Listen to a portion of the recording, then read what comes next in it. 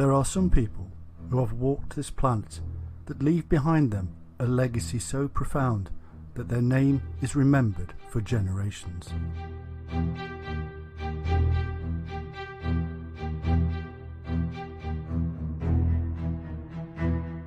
They affect society and draw around them followers.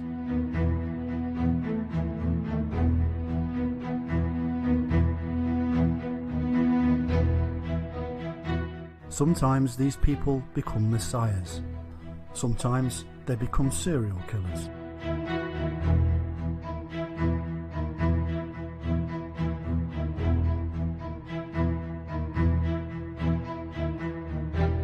Nostradamus will be remembered in the annals of history, firstly as a prophet and seer. Others will remember him as a con artist, thief and liar.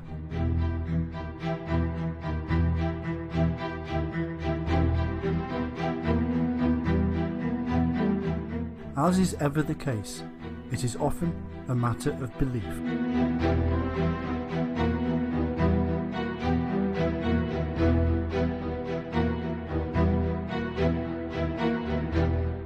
Welcome to the world of the world's most famous and infamous prophet. Welcome to Nostradamus.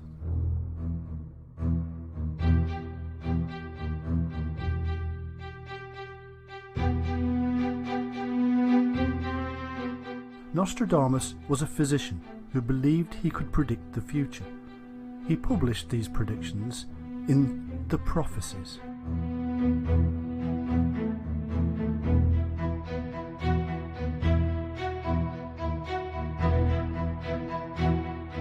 Some believe they have, or will, come true.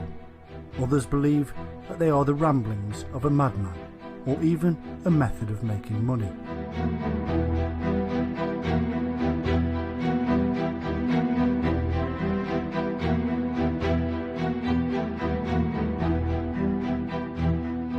He was born Michel de Nostradamus in Saint-Rémy de Provence, France, in 1503.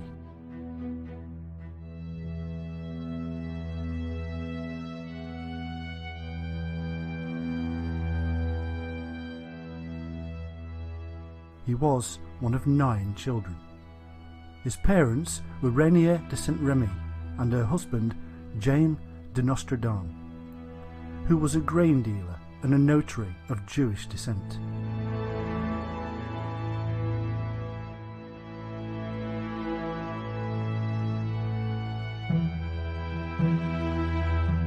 The family name was altered when his grandfather converted to Catholicism to avoid persecution.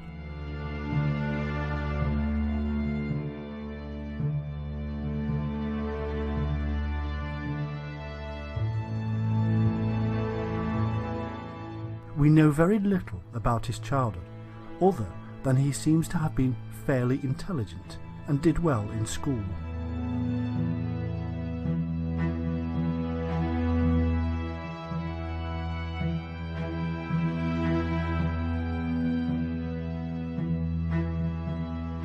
He learned Latin, Greek, Hebrew and mathematics, and some believe he was taught ancient Jewish mythology and astrology by his grandfather.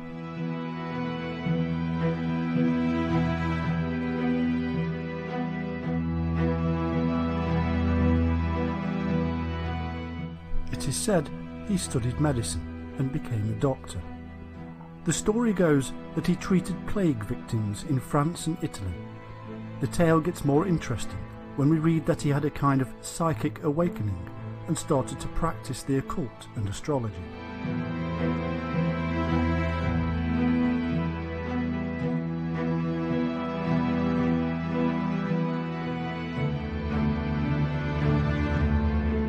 Soon he was making predictions about the future.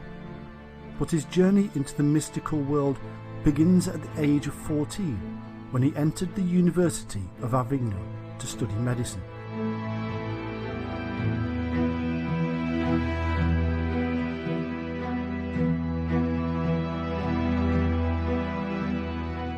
After only 1 year, he was forced to leave because of an outbreak of the plague.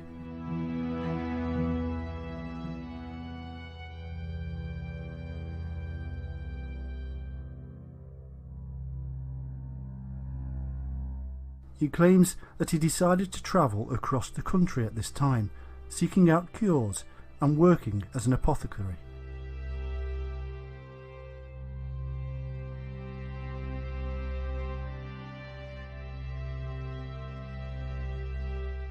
By 1522, he was once again back in university. This time he was in Montpellier to try and finish his doctorate in medicine.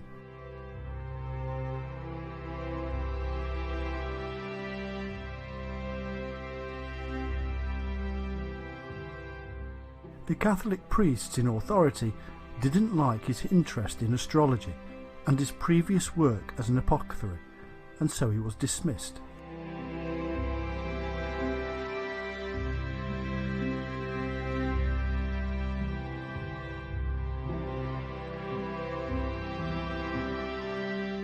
Other accounts state that he in fact did finish his doctorate in 1525, but this part of the tale is very sketchy and not to be trusted.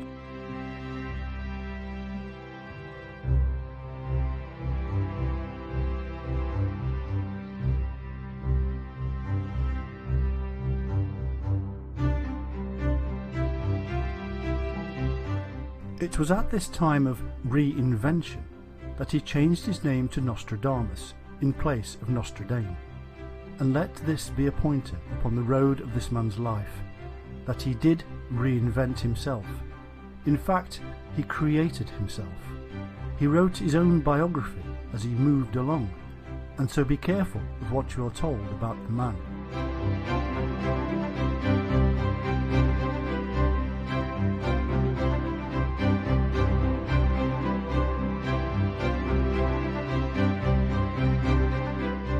Historians often dismiss 99% of the tales that can be found on the internet.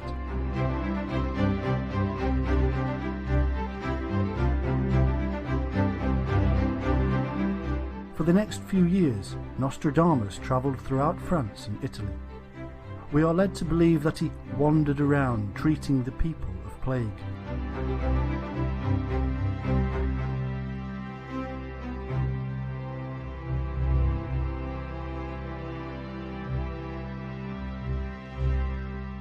Instead of the usual bloodletting and mercury-poisoned potions, we are told that this clever half-doctor instead introduced hygiene controls and the removal of infected corpses from the streets.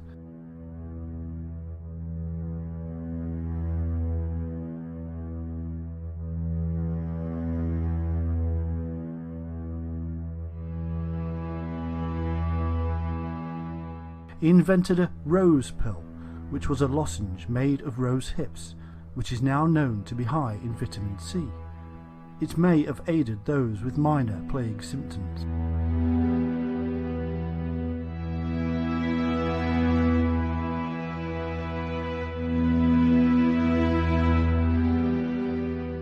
Through the use of this lozenge, hygiene, low-fat diets and fresh air, Nostradamus made a name for himself as a kind of miracle doctor.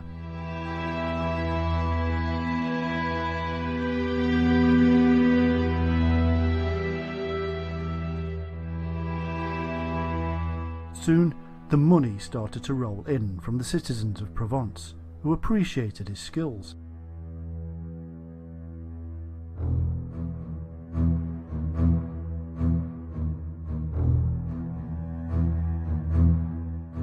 In 1531, he was invited to work with a leading scholar of the time, Jules César Scaliger, in Agen, in southwestern France.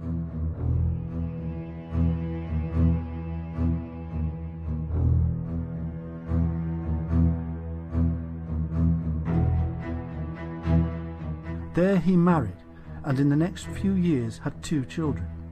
In 1534, his wife and children died, presumably of the plague, while he was travelling on a medical mission to Italy.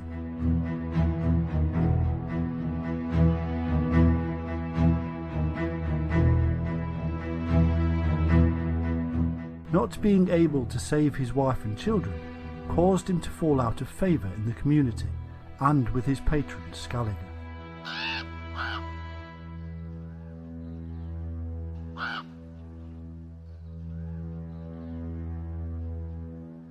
By 1538 he was being accused of heresy and ordered to appear before the Catholic Inquisition. And so he duly escaped to Italy, Greece and Turkey for a few years to let the heat dissipate.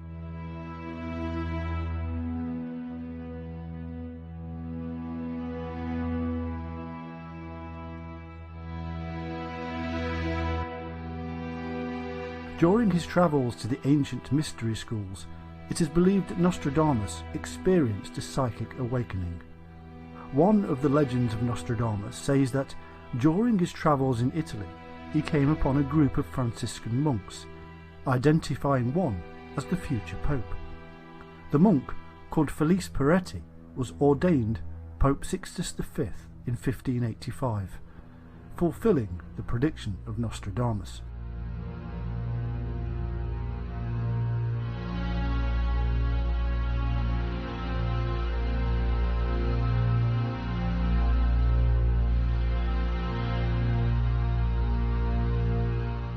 He was soon pretty sure he'd escaped the clutches of the Inquisition, and so returned to France, where in 1547 he settled down in his hometown of Salon de Provence.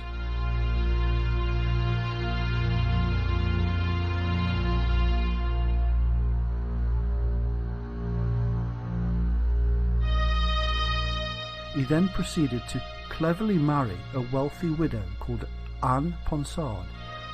They had 6 children together, and he published 2 books on medical science. Things were looking good.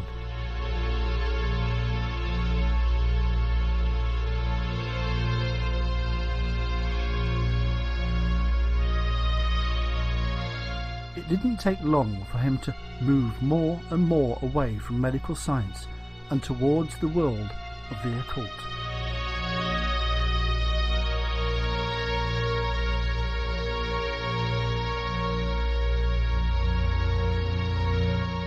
The story goes that he would spend many hours alone in his study, staring into a bowl of clear water, whereupon he received his visions of future events.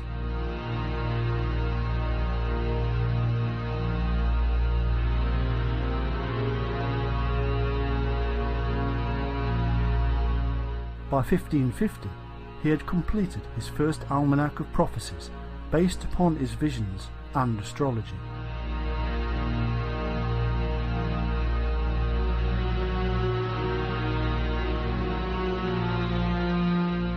He was in fact cashing in on one of the most popular genres at the time. Almanacs were used for all manner of things, from farmers and merchants to just pure entertainment.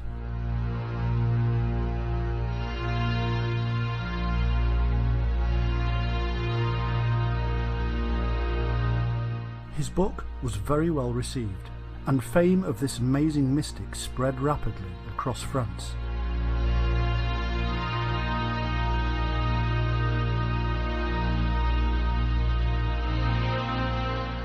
And so he wrote more. By 1554, his focus was almost entirely on the prophecies, and he decided to write a grand opus entitled Centuries.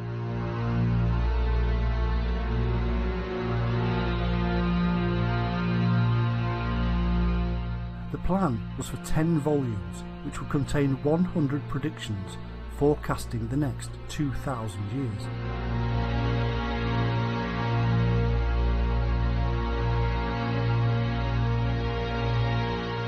In 1555, he published The Prophecies, which was a huge collection of his major long-term predictions.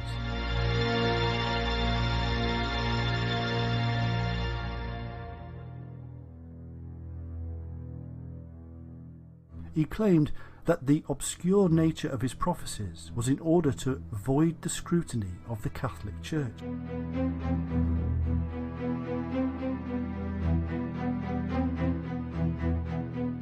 He wrote them in what are known as quatrains, or 4-line verses.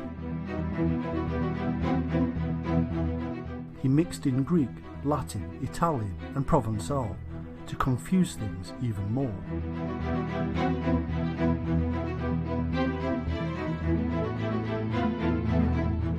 They were a kind of clever 16th century puzzle book that allowed readers to see almost anything they wanted to. A win-win situation.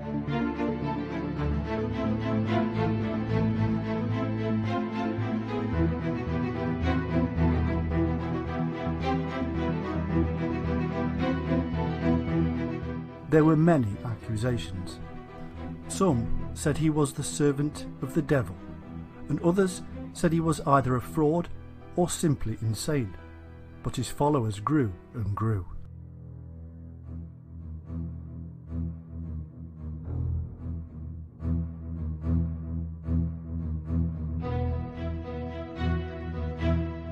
Thousands started to believe that his prophecies were spiritually inspired.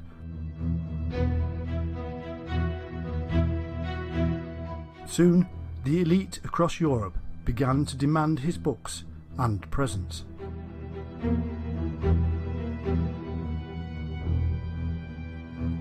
Catherine de' Medici, who was the wife of King Henry II of France, counted herself amongst his greatest followers.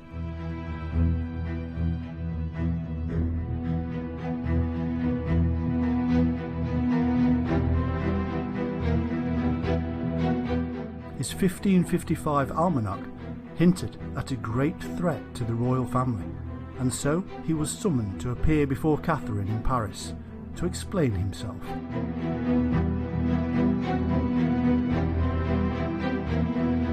He dutifully explained and proceeded to draw up astrological charts for the royal children.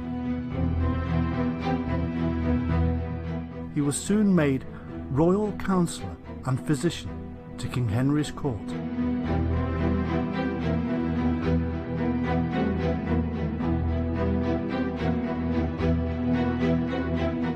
Nostradamus also explained to the royals that one of his previous predictions from the book Centuries 1 told of a young lion who would overcome the older one on the field of battle.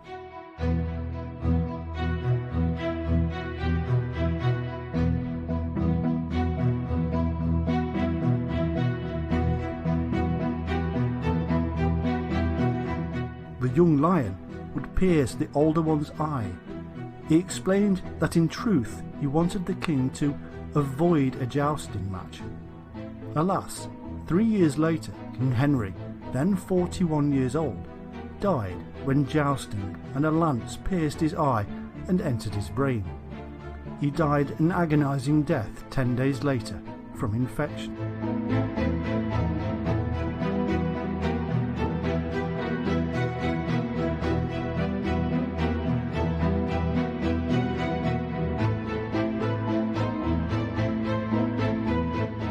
But just how did Nostradamus manage to come up with these predictions? Well, he claimed that he used what is known as judicial astrology. This is when future events can supposedly be predicted by calculating the relationships between stellar bodies and the Earth.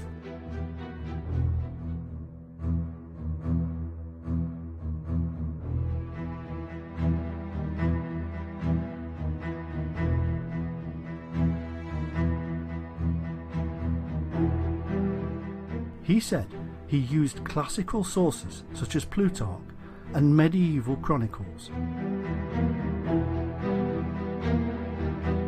This may in fact be true, because modern historians claim that what Nostradamus really did was to steal ancient end-of-the-world prophecies from places such as the Bible, and then, using his astrological readings of the past, he simply projected them forward.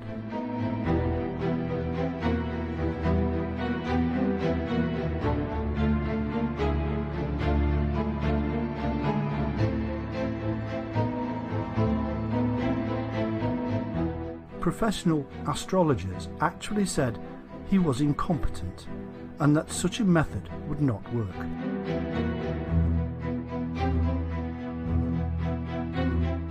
His skills, however, did not help him with his own gout and arthritis, and in the last few years of his life he developed dropsy. This is known as edema, and it simply means that fluid accumulates beneath the skin and cavities of the body and could cause heart failure.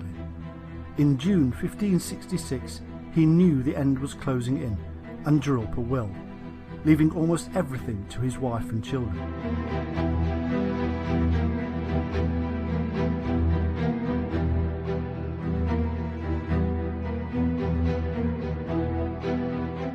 He told his secretary, "You will not find me alive at sunrise."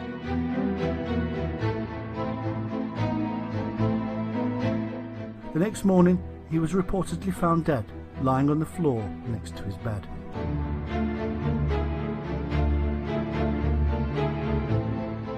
His life's work had a profound effect upon the people of Europe. They mainly dealt with war, disasters, death, plagues, earthquakes, floods, droughts, and murder.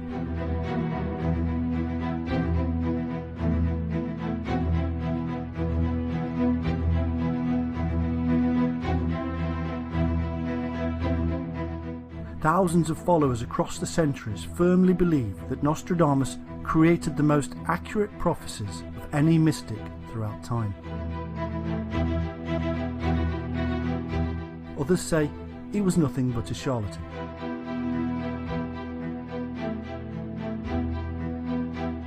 It is believed he predicted the French Revolution, the rise of Adolf Hitler and Napoleon, the attacks of September the 11th, and even the atomic bomb.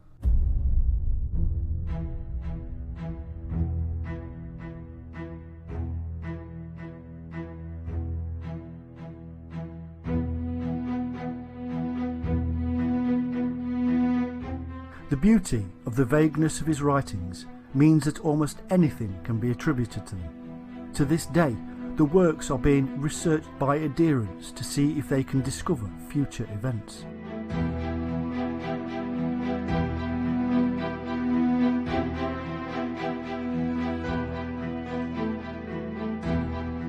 Looking back over them, it is child's play to attribute events to past writings because they can be taken so many ways.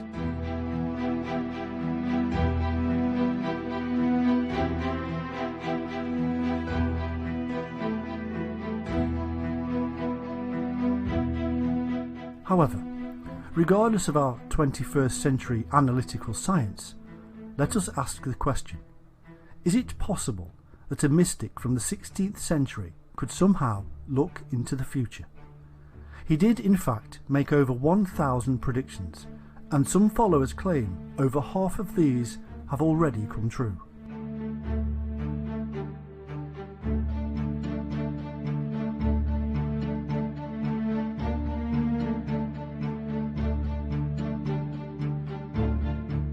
It's now time to investigate some of these to seek out the truth.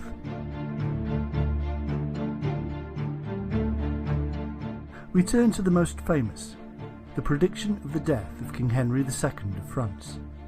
Here's what Nostradamus wrote: "The young lion will overcome the older one on the field of combat in a single battle. He will pierce his eyes through a golden cage. 2 wounds made 1. Then he dies a cruel death."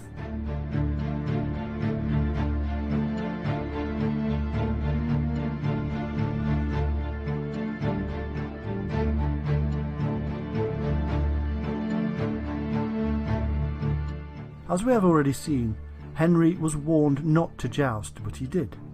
King Henry II, as the older lion, faced the Comte de Montgomery as the young lion. Both combatants had lions on their shields. In the final pass, Montgomery thrust his lance through the king's visor. The lance split into 2 shards, or, as Nostradamus said, the 2 wounds made 1. 1 went through Henry's eye and 1 through his temple. 10 days later, the old lion was dead.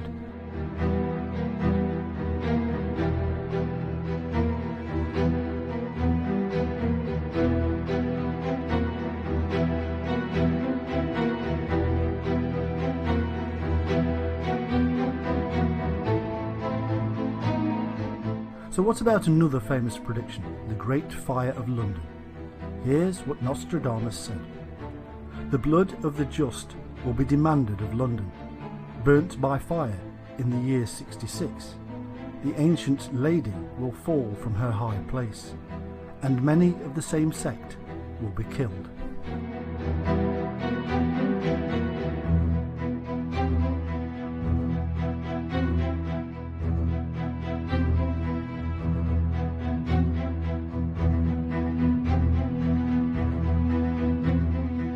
Here's what happened. In 1666, on September the 2nd, a small fire started in a bakery in London. The result was a massive fire that lasted for 3 days and consumed the city. What exactly the blood of the just means, nobody is sure. Some believe it refers to the millions of rats that died.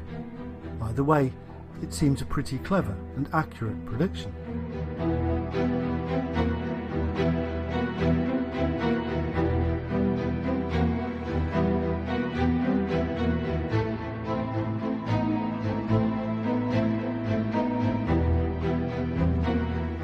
An even bigger and far-reaching prediction is that of the French Revolution. Here's what Nostradamus said.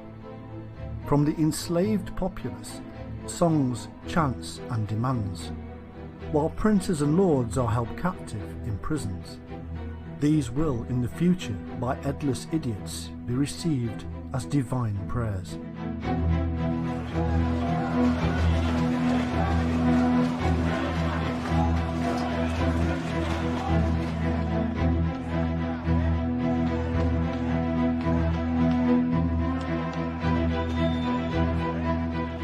Well, the enslaved peasants did rise up with chants and demands. Indeed, they even wrote songs. They took control of Paris because they had simply had enough of the way the aristocracy were treating them. These princes and lords were held captive and did have their heads taken off with the infamous guillotine. However, much of this could relate to many periods of revolt in history, and there is no mention of specifics.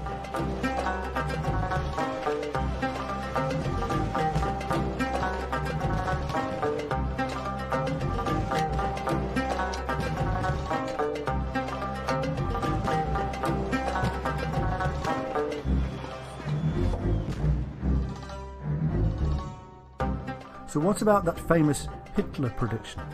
Here's what Nostradamus said. From the depths of the west of Europe, a young child will be born of poor people. He, who by his tongue will seduce a great troop. His fame will increase towards the realm of the east. Beasts ferocious with hunger will cross the rivers. The greater part of the battlefield will be against Hister. Into a cage of iron will the great one be drawn, when the child of Germany's observes nothing.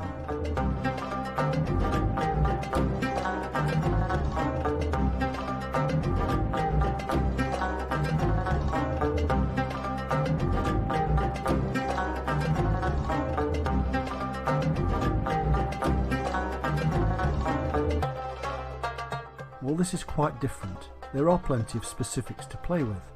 What happened in history, and does it relate to the prediction?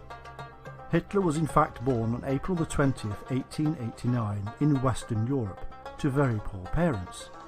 Nostradamus said he would be from the depths of the west of Europe, a young child born of poor people.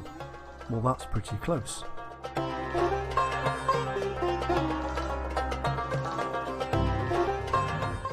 Hitler moved to Germany after World War I and did in fact rise to be a legendary leader through his amazing methods of speaking.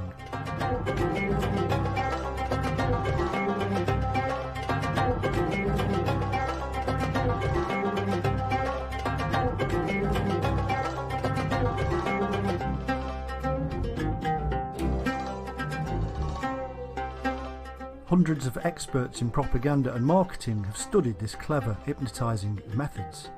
So when Nostradamus said by his tongue will seduce a great troop, he was pretty damn close.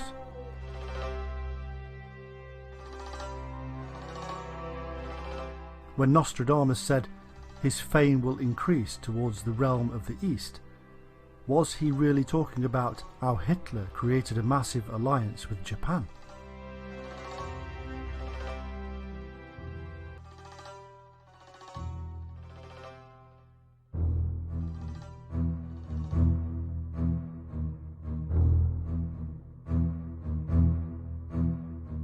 When Nostradamus said, "Beasts ferocious with hunger will cross rivers," was he really talking about the way the beasts of the German army crossed river after river to invade and conquer France and most of Europe?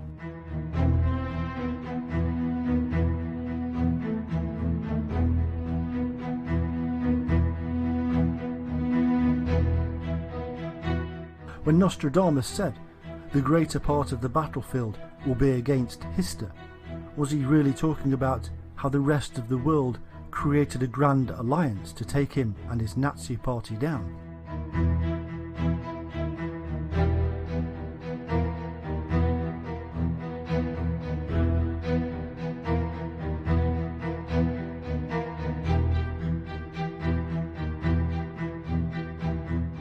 Apart from the obvious misspelling of Hister, this is a pretty clever set of links to something that Nostradamus could never have known about. In fact, Hister was a name for the river Danube, and Hitler was born on the banks of the river Danube in Austria.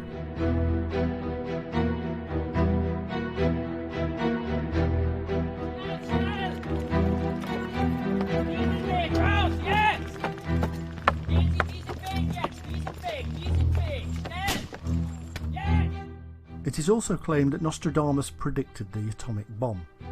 Here's what he said. "Near the gates and within 2 cities there will be scourges the like of which was never seen. Famine within plague, people put out by steel, crying to the great immortal God for relief."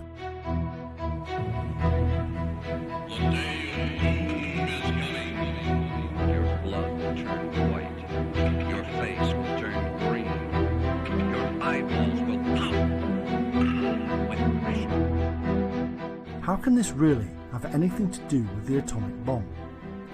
Well, in 1945, the USA did in fact drop 2 atomic bombs on Japan. In fact, 2 cities, Hiroshima and Nagasaki. So this explains the line, "Near the gates, within 2 cities." The scourges, the likes of which have never been seen, obviously could mean a super weapon such as the atom bomb. Indeed, thousands survived the horrendous ordeal and were crying to the great immortal God for relief due to their radiation poisoning.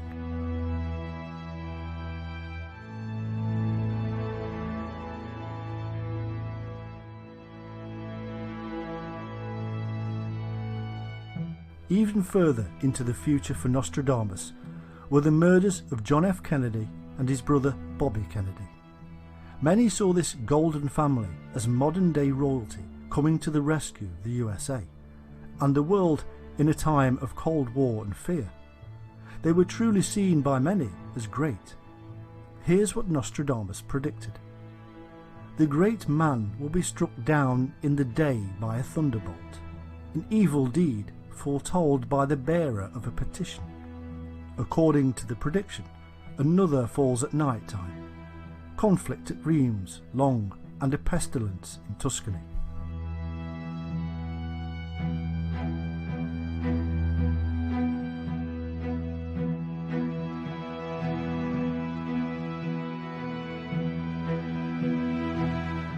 Well, the great man was struck down after receiving many death threats, deeds that were foretold.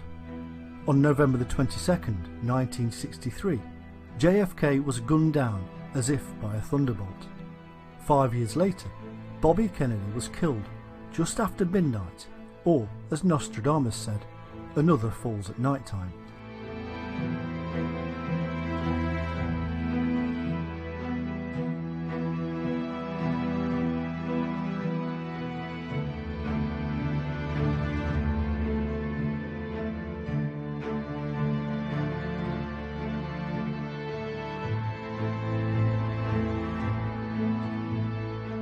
The date, September the 11th, 2001, is now ingrained in the minds of all modern people. The day the terrorists struck. But did you know many believe Nostradamus predicted the attacks? Here's what he said. "Earth-shaking fire from the centre of the earth will cause tremors around the new city. 2 great rocks will war for a long time. Then Arethusa will redden a new river.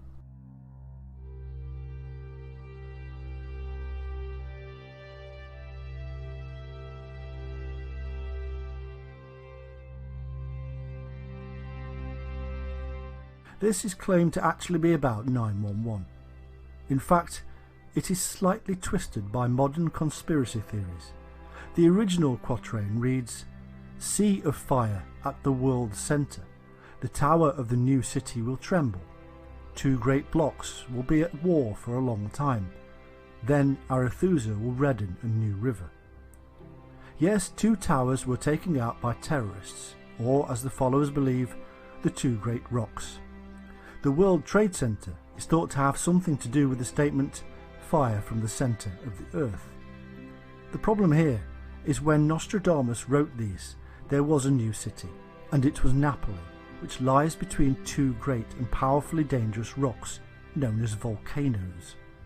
He was in fact simply talking about earthquakes hitting Napoli, as they often have.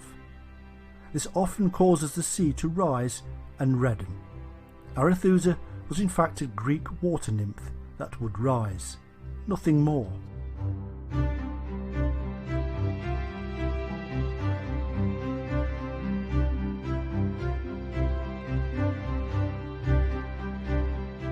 However, while we are on the subject of earthquakes, there is in fact a prediction from Nostradamus about a coming earthquake that many believe predicts a terrible disaster in California. Here's what he said: "The sloping park, great calamity, through the lands of the west and Lombardy. The fire in the ship, plague and captivity, Mercury in Sagittarius, Saturn fading."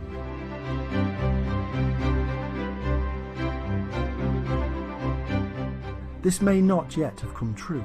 Followers have to decide what it may mean. The sloping park, great calamity, is thought to literally mean earthquake, sloping earth causing calamity.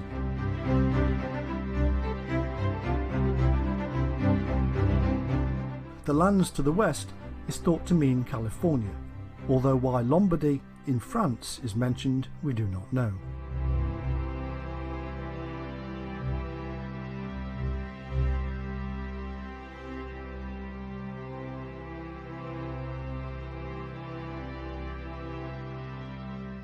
The fact remains that this could simply be yet another one of the 1,000 predictions that are so obscure they could mean almost anything from any period in history.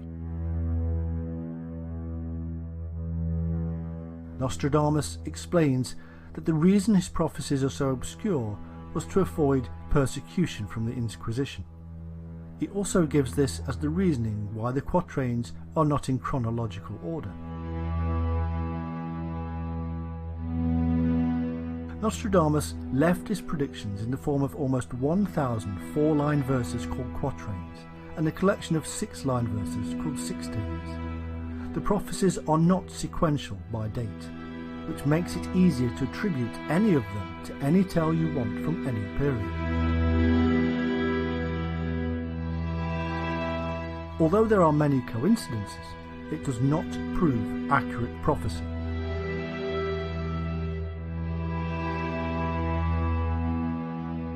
There are no accuracies, no specific dates, no specific places. Nothing specific, actually. Nostradamus concealed his meanings in symbols, anagrams, mythology, and mixed it up with all the use of several old languages.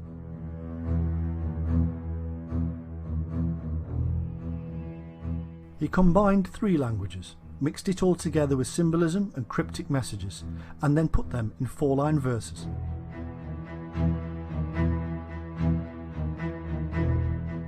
However, followers repeat that Nostradamus had to hide his meanings because of the Catholic Church, but he did not use magic and was followed and patronised by the powerful elite, and thus he was protected. He was not prosecuted. He could have been more specific.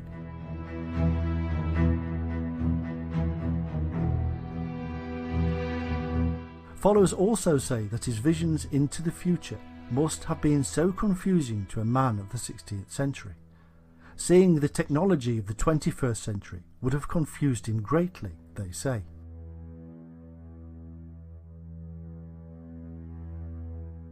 He would not have had the language to explain airplanes, for instance.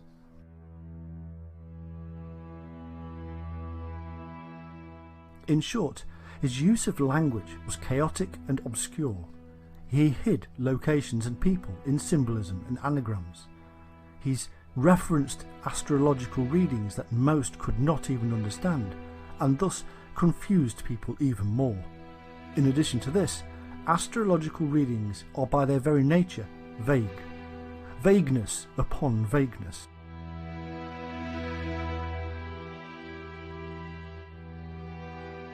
However, we have seen some of the past events that Nostradamus supposedly predicted. Are there prophecies for our future? There are indeed, and one of them is quite scary and speaks of the coming 3 Antichrists.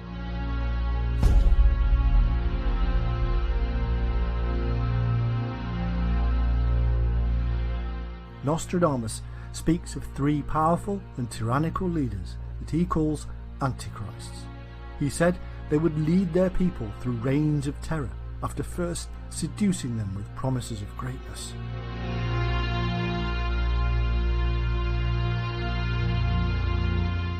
Napoleon is thought to have been the first of these Antichrists. Here's what he said about Napoleon. An emperor shall be born near Italy, who shall cost the empire dear.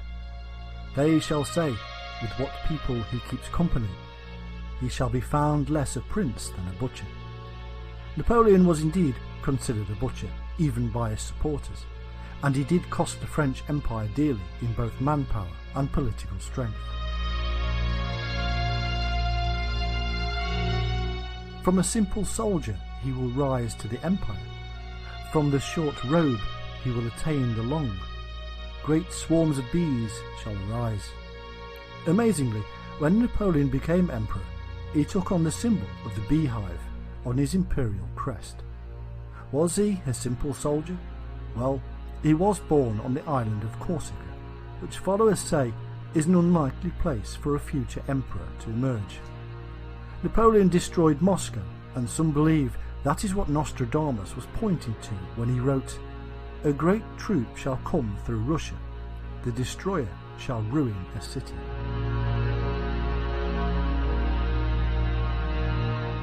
Napoleon's forces in fact advanced too far into the country and got trapped in the Russian winter. Napoleon had to retreat, and this is what Nostradamus said. The rear guard will make defence. The exhausted ones will die in the White Territory. From Red Square to the battlefront. He also said, the great empire will soon be exchanged for a small place, which will soon begin to grow.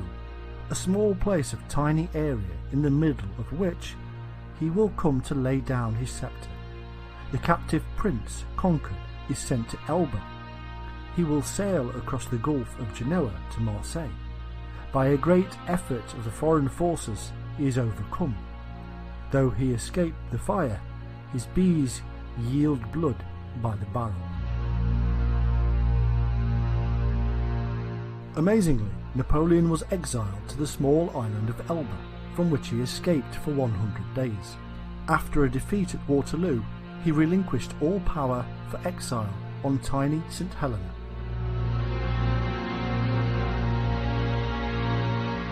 So that's the first Antichrist. Who was the second? Nostradamus wrote about a man stained with murder, the great enemy of the human race, one who was worse than any who had gone before, bloody and inhuman.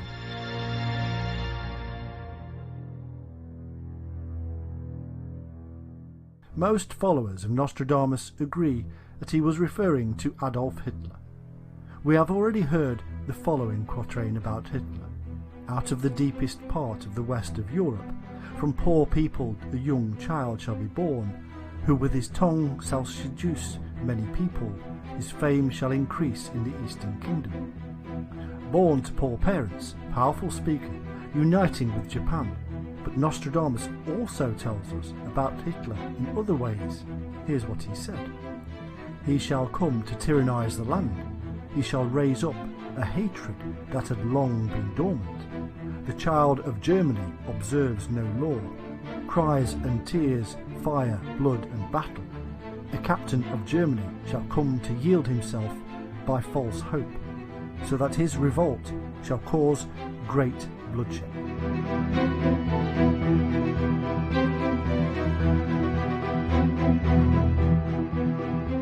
Anybody who knows the history of Adolf Hitler and the Nazi Party will now see the similarities. This child of Germany seduced his people and raised a dormant threat. He did ignore all the treaties from World War I, or as Nostradamus said, the child of Germany observes no law. He did raise false hope, and he did bring great bloodshed.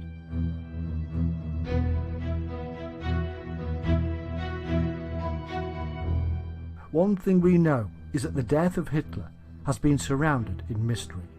Was his body swept away by the Russians? Was it completely destroyed?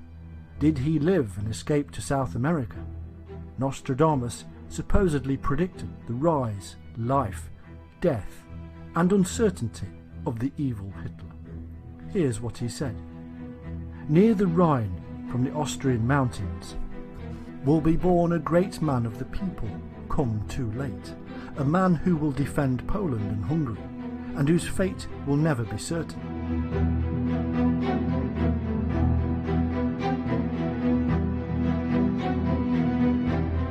So there we have two Antichrists. What about the third?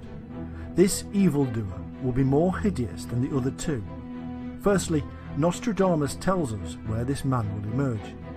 Out of the country of Greater Arabia shall be born a strong master of Muhammad. He will enter Europe wearing a blue turban. He will be the terror of mankind.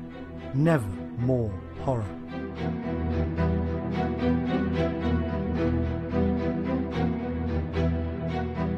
To our modern Western ears, this sounds like some kind of terrible Islamic terrorist.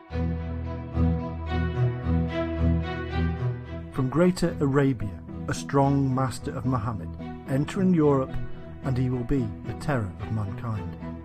Scared yet?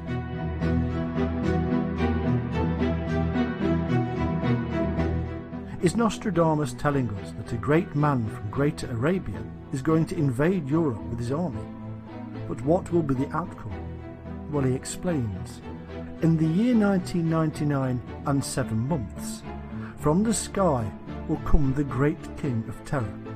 He will bring back to life the king of the Mongols, before and after war reigns. Of course, there's a problem here with the date, isn't there?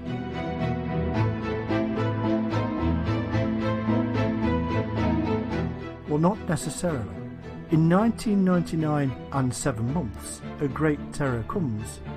Well, the 7th month is July, and not a lot happened in 1999 in terrorist circles. What did happen was this: a series of massive terrorist attacks in Russia, killing more than 300 people and injuring over 1,000.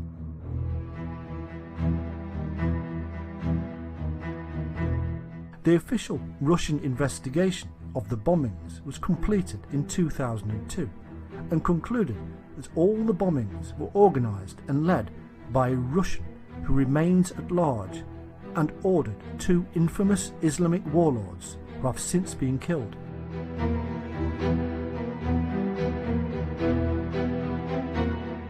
Five other suspects have been killed and 6 have been convicted by Russian courts on terrorism-related charges.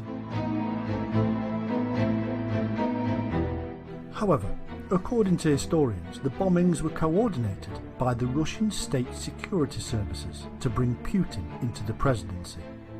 Now this really is ushering in a period of instability.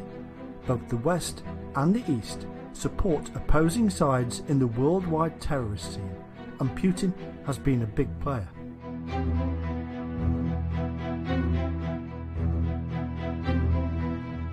Is he, the third Antichrist, helping to bring Arabian terrorist army into Europe.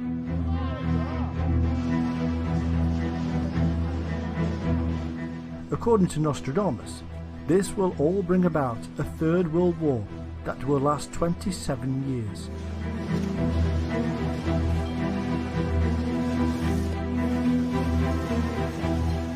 The world will come face to face with its final destruction.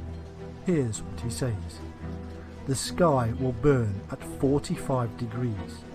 Fire approaches the great new city. So 45 degrees latitude and a new city. This is New York.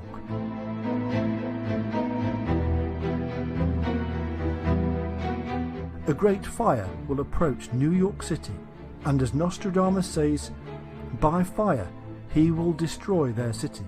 A cold and cruel heart. Blood will pour, mercy to none.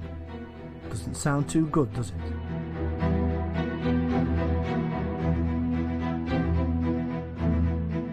So how does Nostradamus believe this will all end? When those of the northern pole are united, in the east will be great fear and dread. One day the two great leaders will be friends. Their great power will be seen to grow. The new land will be at the height of its power. To the man of blood, the number is reported. So basically, Nostradamus is telling us there will be a peace between East and West. This new land is what they knew as America, and the countries of the Northern Pole is quite possibly Russia.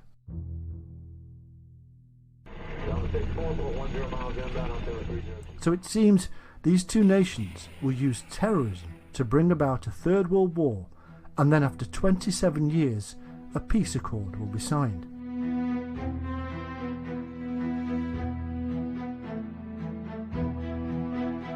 Of course, all of this is wide open to interpretation. Things just aren't specific, and we have to make huge assumptions. So-called experts have been doing this for centuries.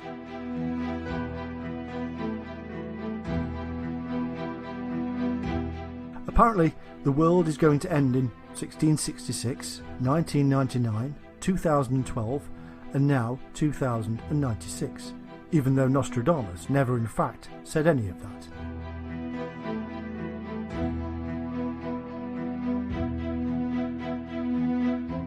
In fact, he said we would overcome and survive. He even said that we could change the course of these events if we wanted to.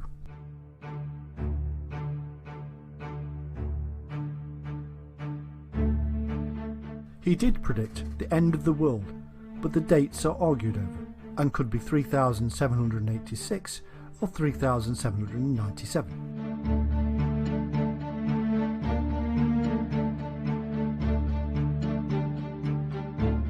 Before we get carried away by all of this, we have to remember that the man was not at all what he seemed, and that his prophecies were so vague they can and have been twisted and turned with every passing year.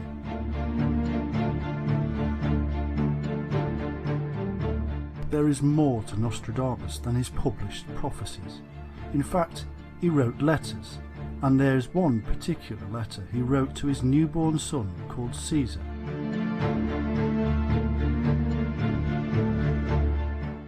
In this letter, he wrote about future events and the end of times.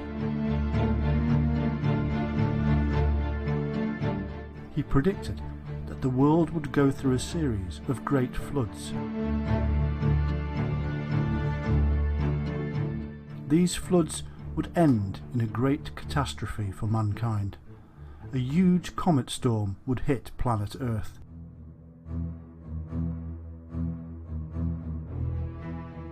After this, there is nothing. It's almost as if he's telling us there will be no future for mankind.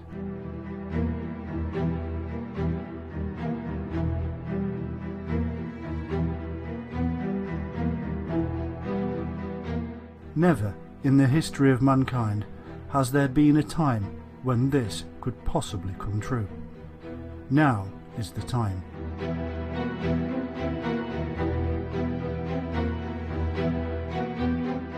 Humanity has caused such utter calamity and destruction on our beautiful planet that we have in fact instigated our own death.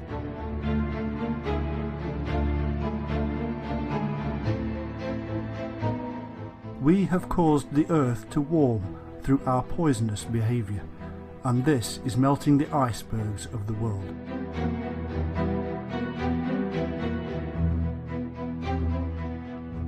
The seas are rising, coastal regions are disappearing at alarming rates, and the poisoned oceans of the world are heading our way.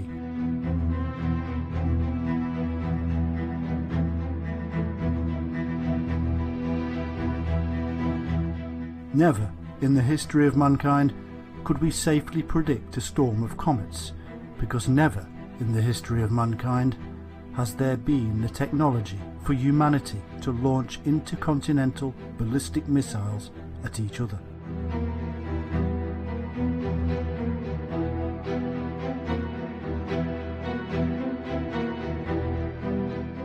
To a man from the 16th century, such things would appear to be comets, great streaming strands of fire and smoke falling down to earth before our eyes and bringing the end of mankind as we know it.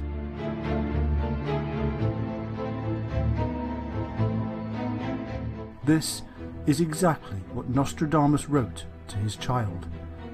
But, my son, I tell you that I have seen it thus.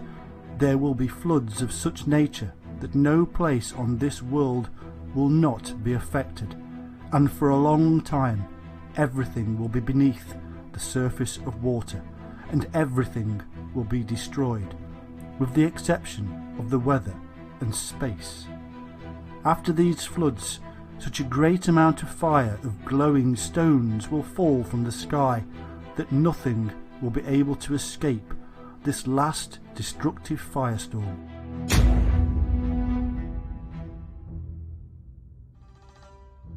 The problem is that the dating is difficult. It may be that he indicated this would happen 7,000 years after his writing of the letter, but this goes against other prediction dates for the end of the world.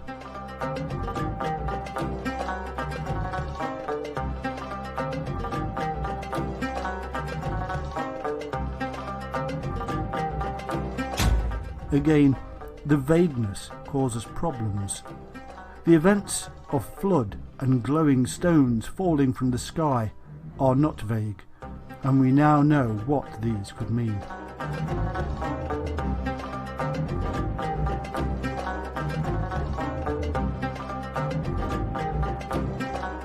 There are, though, more clues about the end times when we return to his prophecies about the third Antichrist.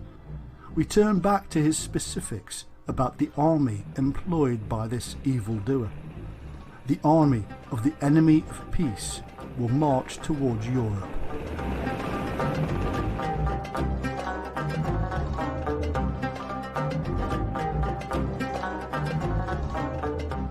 They will emerge from the south of Russia, and through Turkey they will invade Europe. This army will also have a naval counterpart that Nostradamus called the Libyan fleet. It will move into the Mediterranean, and there will be a massive naval war in the Adriatic.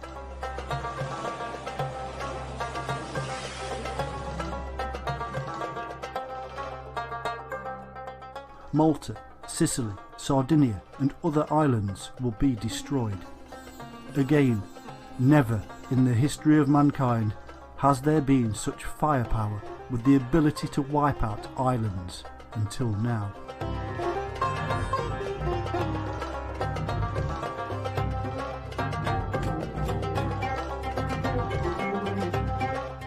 Throughout this conflict, it is believed that Russia will be against the West, although Nostradamus is not clear. He does state that the Russians will be friendly with the West eventually, and that their leader will be the one who will set things right. The reason for this is because Russia soon realises that they need to ally themselves with the West in order to defeat the Easterners.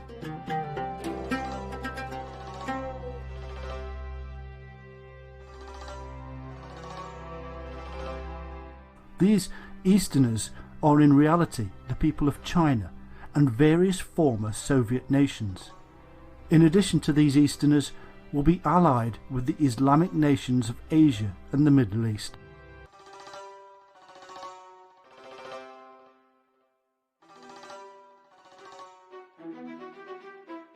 So it appears the West and Russia will be at war with the East in a clear divide of ideologies and religions.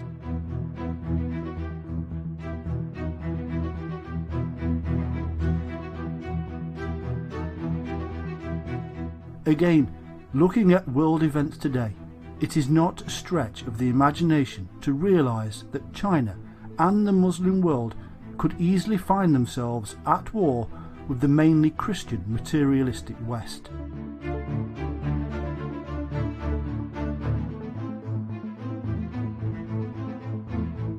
There are already so many issues that could spark international conflict.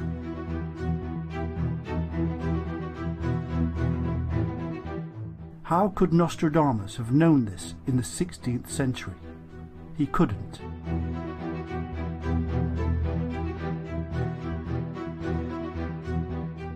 It seems that this third Antichrist will bring the non-destructive nations against the armies of Christ, and he also states that the Christians will be faced with terrible persecution and tortures.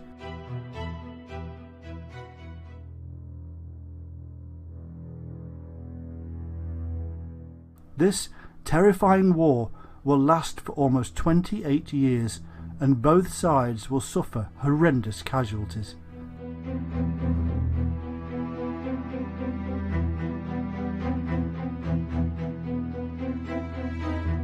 Our cities will be struck by these large shining rocks that fall from the sky.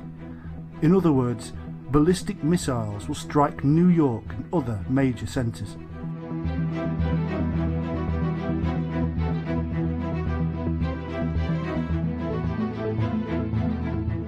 As if this isn't enough, there will follow a great and dreadful pestilence that will wipe out 2/3 of the world's population. This could be nuclear radiation or the spread of disease as society breaks down.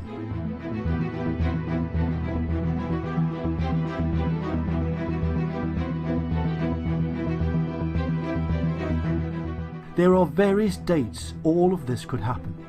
The next is 2024, and roughly every 2 years following that. As Nostradamus tells us, it all depends on the actions we take now.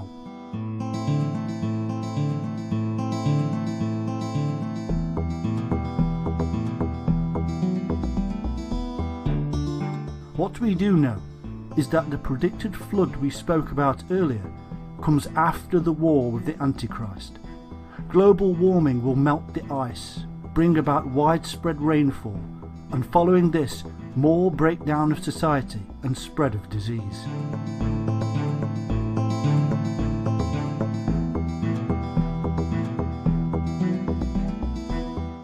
In addition to all of this, it is thought that global warming and the melting of ice caps could cause the planet to shift on its axis, causing tidal floods to worsen.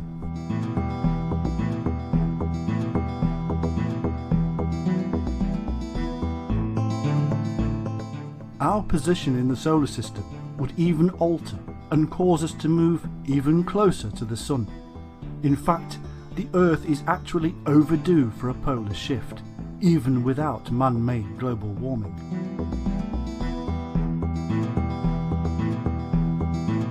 There is absolutely no way a man from the 16th century could have known about any of this. He had some way to see into the future.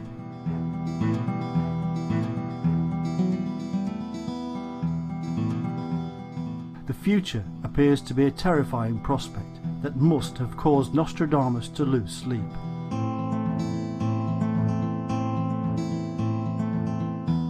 There is no wonder that he tried to tell us.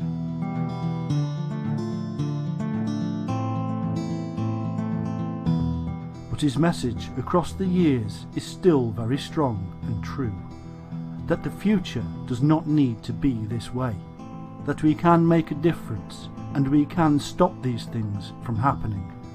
The question is, will we listen?